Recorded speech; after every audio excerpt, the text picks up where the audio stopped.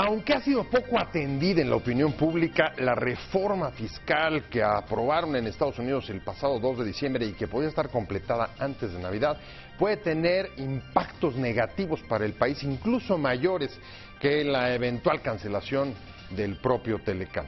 ¿Cuáles son los principales retos que plantea la mayor reforma que ha hecho Estados Unidos en ámbito fiscal en los últimos 30 años? ¿Cuáles son los retos que plantea para México? De eso vamos a hablar hoy en Opiniones Encontradas. Muchas gracias por estar con nosotros en este programa en el que todas las ideas se pueden cuestionar siempre que se debatan. Soy José Buendía, le dejo mi Twitter, José Buendía MX, y si me acompaña vamos a ver algunos datos sobre esta reforma para regresar aquí a nuestro foro a tener nuestro debate de hoy. La aprobación en el Senado estadounidense de la reforma fiscal es el más relevante triunfo de Donald Trump, aunque lo aprobado aún debe ser armonizado con la versión adoptada por la Cámara de Representantes a mediados de noviembre. Cualquiera que sea su versión final, la reforma fiscal impactará y será un enorme desafío para la economía mexicana. La reforma tributaria podría convertirse en una realidad antes de Navidad y esto obligaría a México a tomar medidas frente a la mayor reforma fiscal de Estados Unidos en los últimos 30 años. El primer golpeado puede ser el peso. El recorte de impuestos tiene un costo aproximado de 1.5 billones de dólares en un plazo de 2 años, en donde las empresas se verían altamente beneficiadas dado que la tasa del impuesto sobre la renta pasaría de 35 a 20%.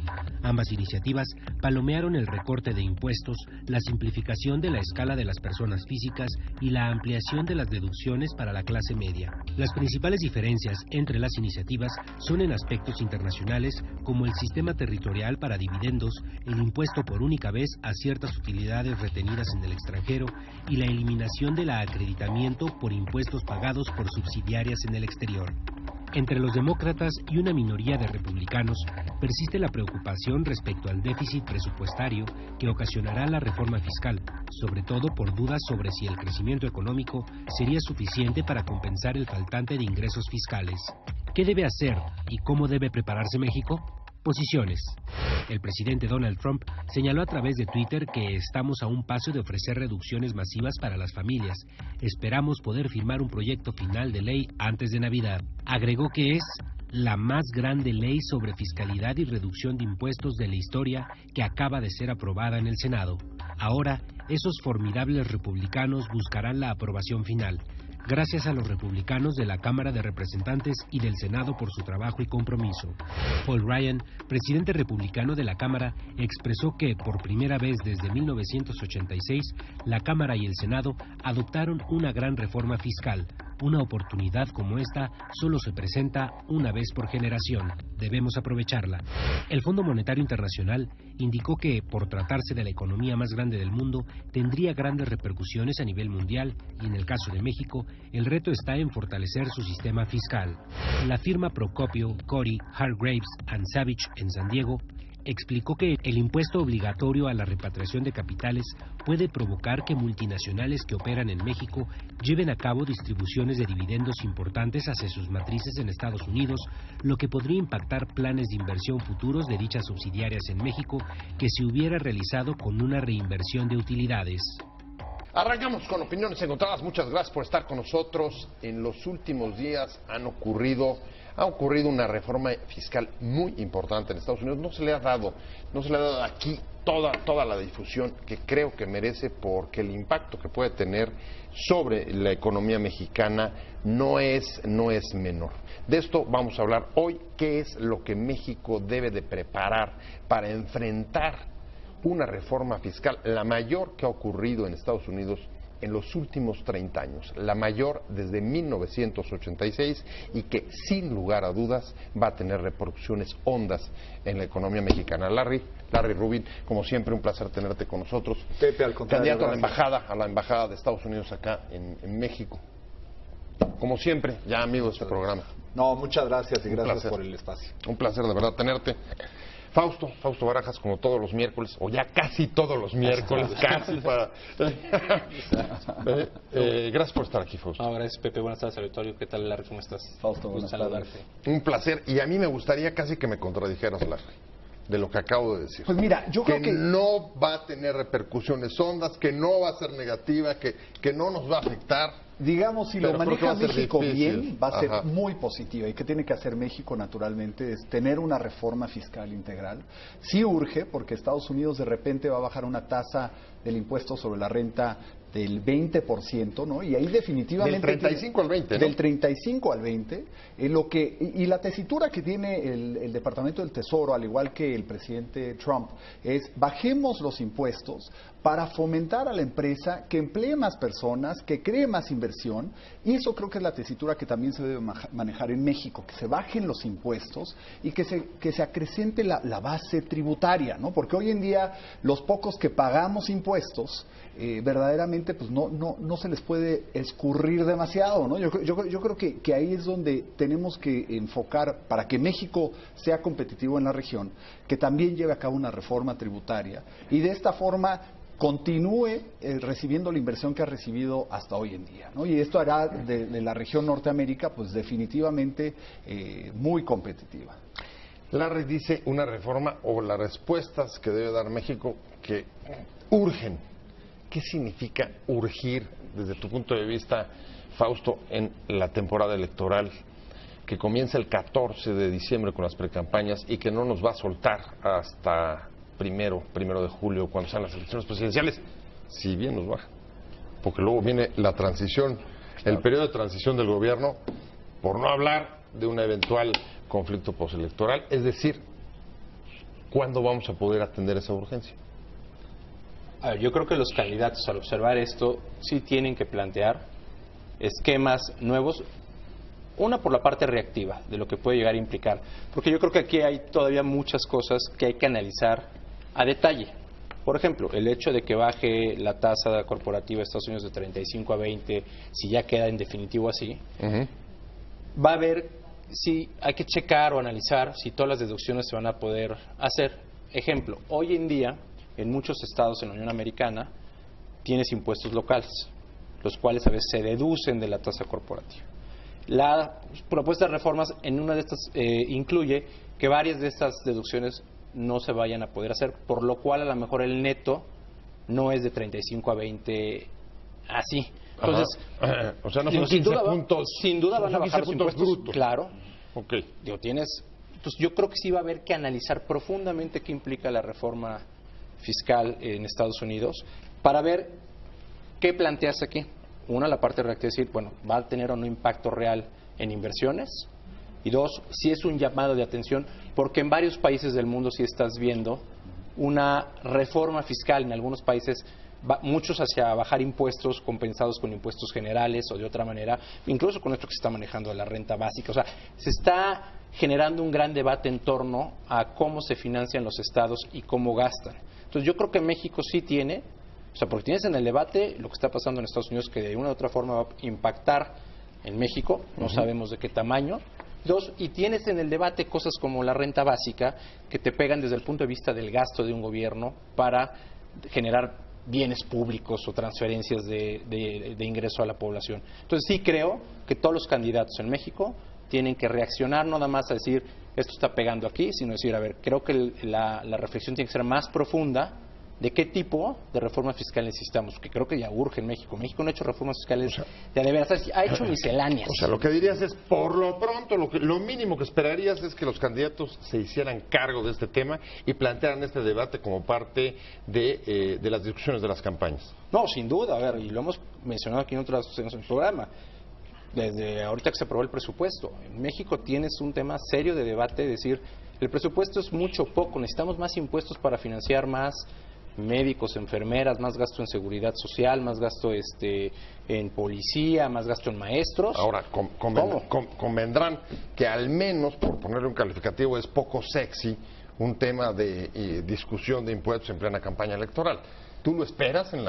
¿Crees que esto suceda en la campaña electoral mexicana? Pues mira, sí coincido con Fausto en el hecho de que tiene que ser parte de la discusión. Y yo creo que lo sexy del tema, Pepe, sin duda alguna, es el que van a pagar menos impuestos y que va a generar más empleo y que va a generar más inversión. Y esas son las partes importantes y partes positivas de llevar a cabo aquí una reforma, ¿no? Porque el mismo efecto que está teniendo en Estados Unidos puede tener en México, ¿no? Y esa discusión se tiene que dar. A lo mejor no se lleva la administración actual, la administración del presidente Peña Nieto no lo va a definir aún, ¿no? Pues ya está a pocos meses de salir, pero definitivamente se debe de empezar a discutir en campaña para ver qué propuestas tiene cada uno de los candidatos y esta misma reforma que va a llevar Estados Unidos arranca el 1 de enero de 2019. O sea, hay una pequeña ventana de oportunidad. La ventana de oportunidad es que llegue el nuevo presidente o presidenta a gobernar México y entonces sí, pues empieza a decretar una probable reforma que impacte positivamente a México. Y eso es lo que tenemos que acordarnos, que la reforma fiscal en Estados Unidos puede ser una gran oportunidad, porque si no, a lo mejor en México no se hubieran movido las cosas y se hubiera quedado el status quo. Y yo creo que entre más puedas apoyar al pequeño, al microempresario, que hoy está pagando 35%, aparte de muchos otros impuestos, sí, ¿verdad? Y que lo puedas apoyar, pues ¿qué va a hacer él con el dinero? Probablemente no se lo va nada más a gastar, sino va a crear mayores fuentes de empleo y también va a crear fuentes de inversión, ¿no? Entonces creo que puede ser muy positivo para el país si lleva a cabo una reforma fiscal, porque como ha dicho Fausto, se han venido haciendo misceláneas, no se ha visto este paquete. Pero hay que reconocer, digamos, incluso en desagravio de las constantes críticas al gobierno de Peña Nieto, de 2012 a hoy se ha incrementado la recaudación en proporción del PIB de 8.4 más o menos a 13%. Es decir, sí ha habido un esfuerzo importante y la reforma fiscal, hasta donde podemos ver, sí ha funcionado incluso para ayudar a despetrolizar las finanzas públicas. Le vas a pedir al próximo gobierno, en cuanto entre, que haga otra vez un esfuerzo importante, pero ahora al revés, para ser más competitivo, o es decir, bajar los impuestos, que es lo que está sugiriendo Larry, como lo está haciendo el gobierno de Donald Trump en Estados Unidos. Creo que ahí es donde sí necesitas análisis profundo de cómo están los ingresos y egresos del gobierno mexicano. A ver, y ahí te vas viendo el impuesto de la renta, el IVA como impuestos generales, o la diferente gama de impuestos, o sea, incluso sobre el petróleo que tienes. ¿Cómo puedes jugar y cómo puedes mezclar? Cuando hablas de una reforma fiscal, tienes que ver todos los elementos de política fiscal que puedes utilizar para generar ingresos. Entonces, creo que ahí sí vas a tener que jugar para ver qué tan competitivo o no eres para retener o atraer inversiones a México. Pero, tío, yo creo que hay que esperar a ver el impacto o ver la reforma cómo queda. Digo, por ejemplo, ahí hay temas que creo están en la reforma planteada en Estados Unidos, que por ejemplo se van a tener que pagar un impuesto que es del orden del 20% entre partes relacionadas. Que si lo aplicas es una especie de arancel, que no ha sido como muy... Un arancel a dividendos, sí, a dividendos y capitales. Que eso, bueno, puede tener un impacto ahí sí fuerte en términos de inversiones fuera de Estados Unidos, que a la hora de que se transfieran entre partes relacionadas, pues genera una mayor carga fiscal. Creo que todo eso tienes que analizarlo muy bien. Alguna vez comentamos aquí que de pasar hace unos meses con Aristóteles, que decíamos que era inviable que pasara esto, ¿no? Yo creo que muchas cosas hemos dicho que iban a ser inviables que están ocurriendo, ¿no? De hace unos meses para acá. Digo, la reforma. Esta vez hay que reconocerlo. Yo sé que no es agradable al público, pero este es uno de los grandes o de los mayores triunfos que ha logrado el presidente Trump en lo que va de su administración. Estamos hablando de la reforma fiscal que se aprobó el pasado 2 de diciembre en Estados Unidos. Aún tiene que terminar de ensamblarse las dos resoluciones que sacaron senadores y la Cámara de Representantes, pero seguramente va a estar listo antes de Navidad. Y decíamos, ponía Fausto Barajas sobre la mesa la posibilidad, más bien el riesgo, Larry, de que en efecto una reforma fiscal de este calado, incluyendo incentivos para el regreso de capitales, para el regreso de inversiones, de dividendos, de utilidades de Estados Unidos, se acaban convirtiendo en formas incluso o desde aranceles encubiertos hasta mecanismos, digamos, de competencia por los capitales, no digamos demasiado leales, por decirlo de alguna manera. No sé cómo lo veas tú. Pues mira, yo creo que en el tema de repatriación de capitales, México no es uno de los países que deba tener mayor preocupación. La verdad es que las subsidiarias de las empresas norteamericanas en cuestión de tesorería mantienen la verdad fondos limitados en México.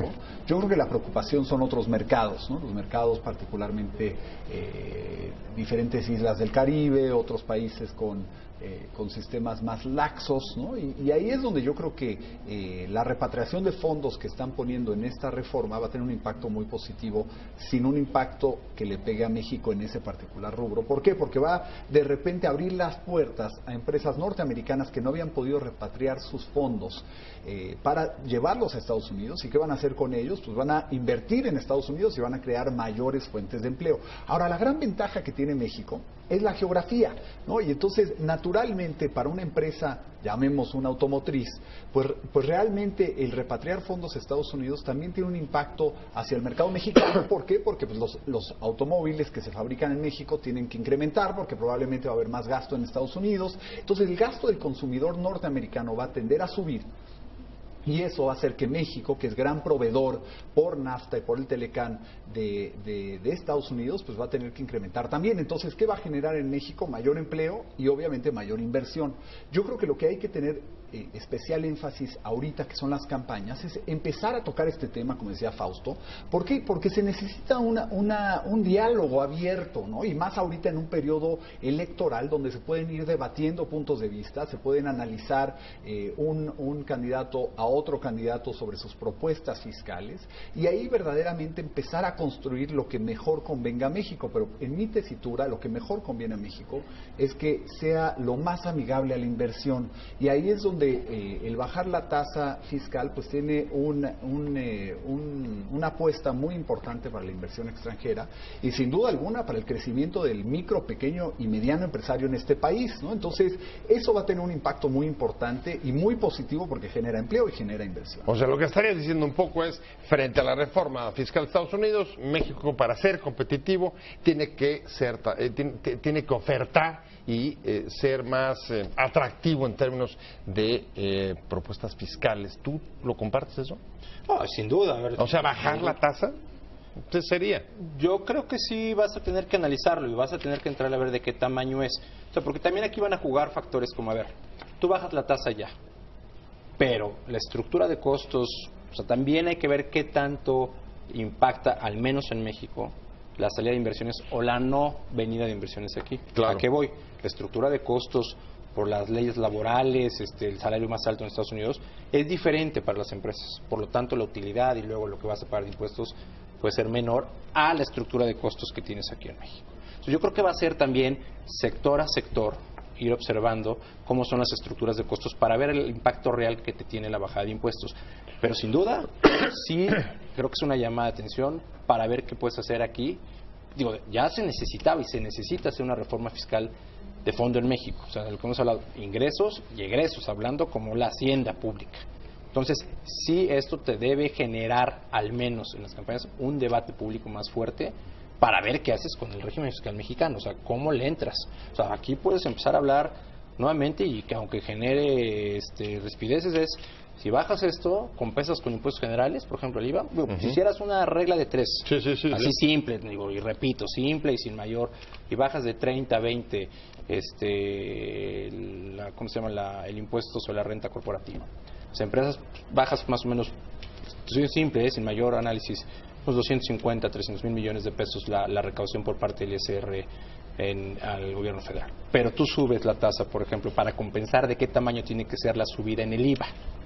3 a 4 puntos para compensar esa caída, digamos, nada más para netear, sin mayor análisis, ¿eh? No, una pincelada. El debate tiene que ir hacia ese, decir, no, y es que, a ver, tiene que ser específico. Y metes al debate todo lo que es lo de la renta básica, y dices, a ver, ¿de qué estamos hablando? Cuando tú hablas de la renta básica, que hoy está tan de moda en México, y le quieres meter que a todo el mundo le dices, a ver, hagan simplemente números, 3,000 pesos por mexicano, por 12 meses, por 130 millones, estás hablando casi del presupuesto egreso de la Federación, 15, 20 puntos del PIB. Entonces te obliga a pensar cómo le vas a hacer para financiar esto y hacerte más competitivo. Y yo creo que es un buen tema. O sea, la carga fiscal también en México es muy alta. Vaya, no solamente ver las cosas de una parte o las partes aisladas. Y ahí pienso, por ejemplo, en lo que está diciendo Coparmex. Coparmex ya salió frente a la reforma fiscal y dijo, a ver, nosotros sí queremos una reforma fiscal y lo que queremos es que haya deducción en las prestaciones laborales y además queremos que se reduzca el ISR corporativo estamos alrededor de 30, dicen ellos, la media o el promedio de la OCDE es 24%. Eso, si por ejemplo esa o por ahí fuera la reforma fiscal mexicana, ¿de qué nos serviría? Pues mira, yo coincido con Gustavo de Hoyos, el presidente de Coparmex, porque creo que sí hay que ver la forma en justo incentivar más al empresario y también a los jóvenes que quieren ser empresarios en este país, que tengan mecanismos claros de tributación. Y no solamente eso, cómo crecemos en México, en beneficio para México y para la inversión, pues la base tributaria, ¿no? Porque cuántas veces no ha pasado que tú vas a algún lado y te dicen, págame en efectivo y no te doy factura, ¿no? Entonces, y no estamos hablando necesariamente de gente humilde, estamos hablando también de personas que ganan mucho dinero y así... Una práctica bastante generalizada, eso es ¿Estás cierto. de acuerdo? Entonces Sí, no sí, puede sí, ser totalmente. que entonces la base tributaria de este país es muy chica y los que también deberían estar en esta base no están contribuyendo, ¿no? Y creo que todo esto haría a México mucho más competitivo y como dice Fausto, hay diferentes metodologías que pudieras usar y estudiar pues una vez que ya quede la reforma planchada, que yo creo que va a ser antes de Navidad, como ha dicho el presidente Trump, pues definitivamente entonces analizar y qué sería la mejor alternativa para México, pero sí con miras de bajar los impuestos y particularmente el ISR, porque lo que hace mucha falta en México también es ese apoyo al micro, pequeño y mediano empresario, sin duda alguna. Estamos analizando la reforma fiscal que acaba de aprobarse en Estados Unidos, aunque todavía tiene que terminar de perfilarse antes de Navidad. Estamos hablando con Larry Rubin, candidato a la Embajada de Estados Unidos acá en México. Fausto Barajas, me quedé contigo. Y algunas de las propuestas ya se están poniendo en lisa. La Coparmex, tú decías también, el tema de la renta básica. Sí hay una discusión global pendiente en términos de gasto, también de renta y condiciones muy distintas a las que hoy tiene Estados Unidos simplemente en poder adquisitivo. No, sin duda. A ver, que decías aquí las propuestas, por ejemplo, en México, o ideas. Tú ves por ejemplo, Margarita Zavala puso con la Coparmex, hablaban de la reducción, por ejemplo, al impuesto a la renta en personas físicas. Un tema buscando incentivar que la liberación de recursos fuera o a ahorro o a mayor consumo. Y un tema también de decir, a ver, en vez de que el gobierno tenga más recursos, y hablemos de que faltan recursos, sí, pero también hay muchas ineficiencias y habría que ver si bajando ese ingreso del gobierno puede generar una mayor actividad económica, porque también, como tú decías, el gobierno actual con la reforma que hizo en 2013 tuvo aproximadamente 5 puntos más del PIB. Así es, de 8 a 13. Y el crecimiento, si lo comparas con 2012, 11, que eran crecimientos de 4 o 5, estamos en 2. Sí. Entonces, cuando a veces el médico dice, bueno, es que no alcanza, está bien, entonces necesitamos de alguna manera incentivar la economía y entonces cuando tienes que entrar al debate de a ver qué hacemos para generar más dinamismo económico, mejor recaudación, más eficiente, ahí entra también lo de la renta básica, es saber, por sí sola, una de esas iniciativas que hizo el Frente Ciudadano me parece inocente, por no decirlo de otra manera, ¿no? Porque cuando tú dices, hoy vamos a dar esto, creo que la discusión nuevamente tiene que ser más de fondo, es, a ver, vamos a discutir el modelo de transferencias o de seguridad social en el país, entrémosle y entonces veamos el paquete. Es que ahí lo que preocupa, no sé si ustedes compartan, pero digamos que el ambiente de la discusión está un poco esquizofrénico. Por un lado, la necesidad de discutir políticas públicas seriamente frente a problemas graves como son responder competitivamente a la reforma de Estados Unidos, al mismo tiempo pues que propuestas no puedo dejar de calificarlas como populistas, tan en boga allá o acá. ¿Cómo le vamos a hacer en esta campaña, digamos, para limpiar, para que las propuestas pues sean lo que se imponga y no una feria, digamos, de promesas largas? Claro, yo creo que es bien importante, particularmente en vísperas de esta reforma fiscal que se está dando en Estados Unidos, el que se tome con mucha seriedad, pero de igual forma sí se tomen medidas para empezar a determinar cómo quieres ese modelo ideal de sistema de tributación en México. Claramente no ha funcionado el sistema como debería, ¿no? Si no tendrías a muchísimas más personas en el sistema tributario. Entonces hay que analizar cómo puedes traer a más personas dentro del sistema. Claro, todo ese sistema, todas esas personas que están en la informalidad, que hemos visto que es un número constante, ¿no? O sea, no se modifica en gran medida año tras año. Hay que poner verdaderas reglas y verdaderos incentivos o castigos, ¿no? Para que las personas sí consideren entrar al sistema formal. Y yo creo que esa es una parte bien importante y también de equidad, ¿no? Porque no es justo que los que están pagando mucho de las finanzas públicas son unos pocos, mientras los beneficios los están disfrutando unos muchos, ¿no? Entonces yo creo que esa parte es esencial que se meta materia, no es popular, es todo lo contrario, ¿no? Porque estás hablando de meter gente que hoy no está pagando, y no estamos hablando, como decíamos, no estamos nada más hablando de las personas que menos tienen, hay muchos que tienen mucho dinero, que no están en el sistema formal, ¿no? Y hay muchas funciones, ¿no? Lo vemos cuando nos enfermamos, ¿no? Y entonces yo creo que ahí es donde tenemos que atacar, porque México necesita continuar siendo competitivo en la región de América del Norte para continuar recibiendo grandes flujos de inversión. Yo creo que México tiene muchas ventajas competitivas, pero definitivamente las tiene que mantener. No se puede quedar en el status quo de los 80s o los 90s, ¿no? Tiene que ver qué está pasando en el mundo y de igual forma reaccionar positivamente para que en México el crecimiento continúe dándose y de igual forma la sociedad mexicana siga creciendo positivamente. El cambio sí parece un asunto inevitable fuera y dentro. No estoy hablando de cambio de signo político, sino cambio de las formas de ejercer las políticas públicas y de entrarle a los problemas, Fausto, después de, ¿qué te gusta? Pues casi 17 años de que si de algo hemos hablado es de impuestos. Que si el IVA, que si no el IVA, que si el ICR, en fin. Que el YETU, el CETU, ¿te acuerdas? Sí. Si algo no ha estado ajeno a la discusión ha sido eso, pero no hemos podido. O no ha sido suficiente lo que hemos podido. Probablemente no te había alcanzado el destino de la manera que está, ¿sabes? Porque en varios países ya la presión, por ejemplo, del pago de pensiones cada vez es mayor.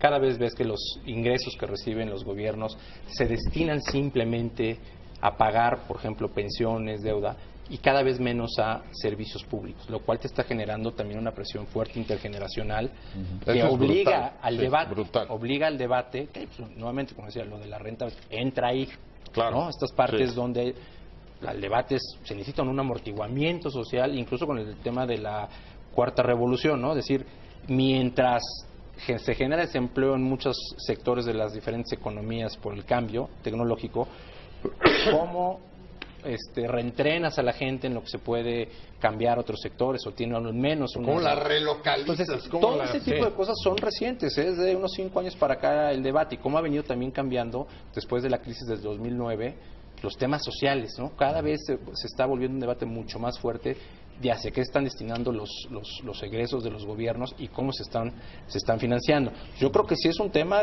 que, como está en Estados Unidos, va a pasar en México, va a pasar en otras partes del mundo. Si hay un debate y un cambio de ver cómo se va a financiar y cómo se está gastando los recursos de los estados y a qué se tiene que estar dedicando, ¿no? ¿Y percibes esa urgencia o perciben esa urgencia en la clase política?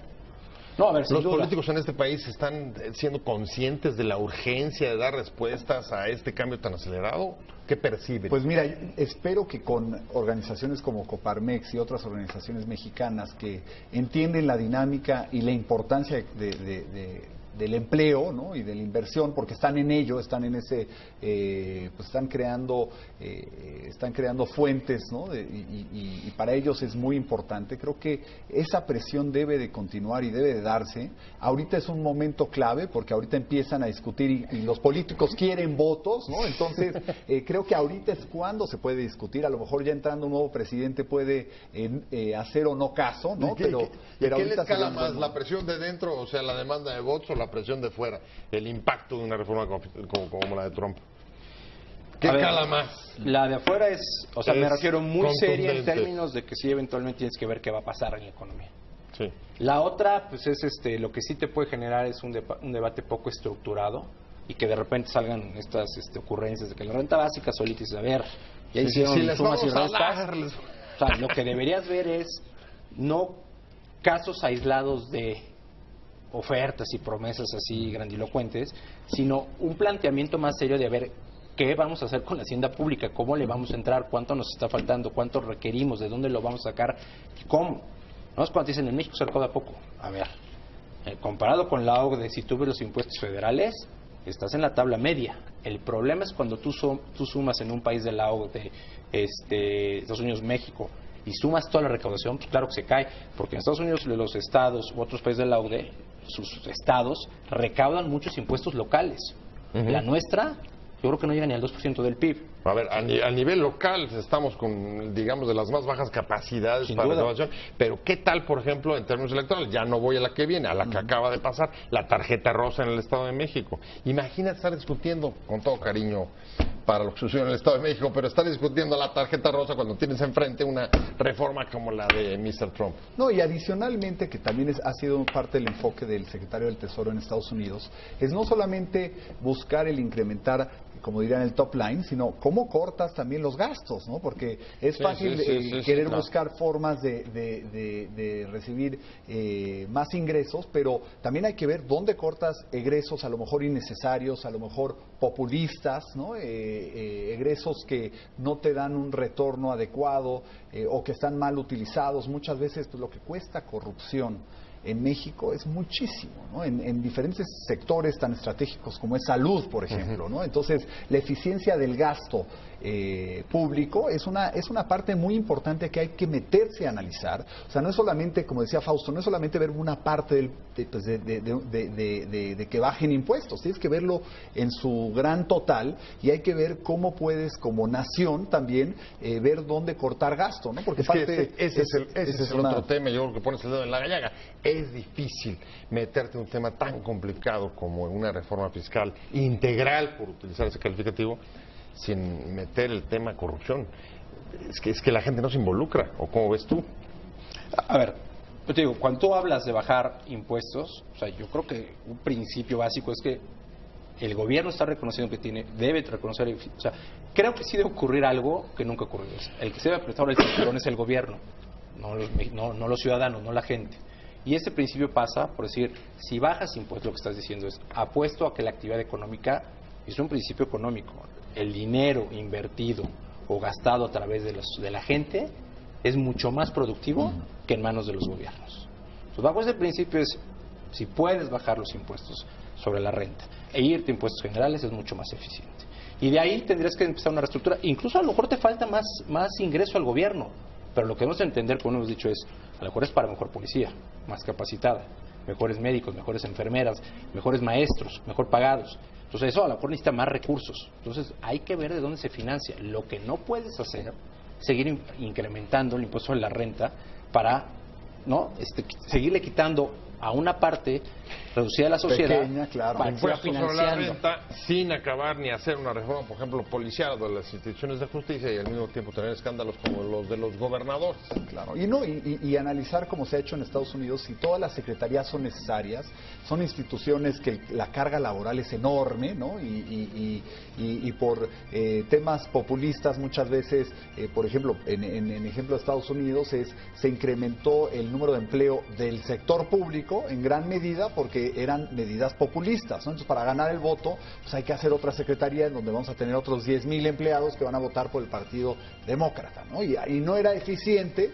pero era una buena medida popular. Pero ahí es donde hay que analizar, oye, ¿la estructura actual da el servicio necesario? ¿No? Yo a veces me he preguntado, entrando a diferentes dependencias públicas, oye, se necesita toda esta gente, a veces no sabes qué hacen. Creo que es una pregunta bastante común en este país. Muchas gracias, Larry, ya me voy, se nos acabó el tiempo. Fausto Barajas, como todos los miércoles, muchas gracias. Gracias por haber estado aquí, Larry, Rubin, como siempre, un placer. Un honor haberte tenido, nos vemos pronto, pero sobre todo muchas gracias a usted por haber estado con nosotros en Opiniones Encontradas.